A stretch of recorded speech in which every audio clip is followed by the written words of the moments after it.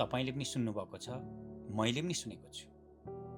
हामीले नेपालीले धेरैले भन्ने कुरा अहिले के छ भने नेताले देश बिगार्यो, नेताले देश बिगार्यो।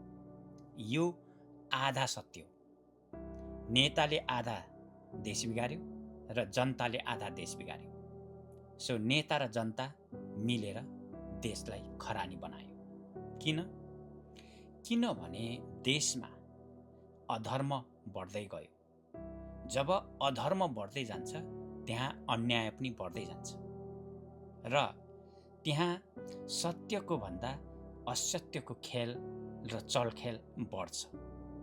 सो हामी नेपालीहरू एउटा यस्तो धार्मिक भूमिमा जन्मेर यति अधार्मिक भइदियौँ कि भनिन्छ नि, कहिलेकाहीँ धनी घरमा जन्मेका छोराछोरीहरू यति बिग्रेर जान्छन्।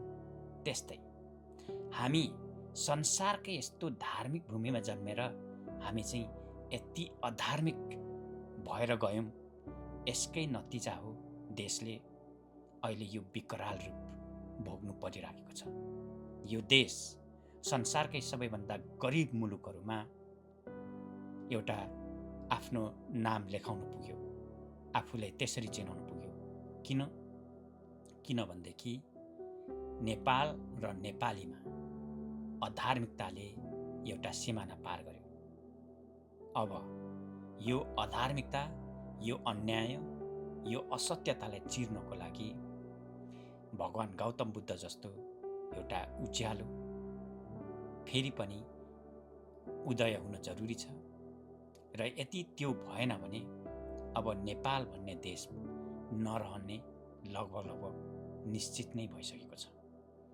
हजुरलाई यो तीतो सत्य कस्तो लाग्यो अवश्य नै हजुरले कमेन्टमा लेख्नुहोला। Thank you so much.